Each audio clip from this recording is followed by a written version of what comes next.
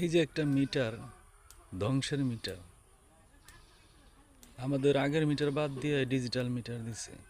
এই মিটার টাকা থাকা অবস্থায়ও টাকা ভরে ভইরা টাকা কাইটা নেয়।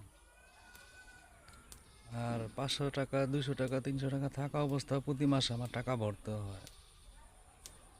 মানে বুঝি না, লসের উপর লস।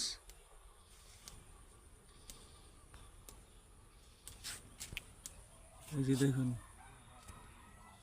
181 টাকা আছে, তারপর ওই মাসে টাকা ভরতে হইব তাদের চার্জ দেওয়ার লেগে। 150 টাকা করে, 150, 158, 700, 157, এইভাবে টাকা কাইটা নেয়। অথচ আগের মিটারে আমরা টাকা বললে প্রতি মাসে 10 টাকা, 12 টাকা করে কাইটা তারা হিসাব মিলাইতো।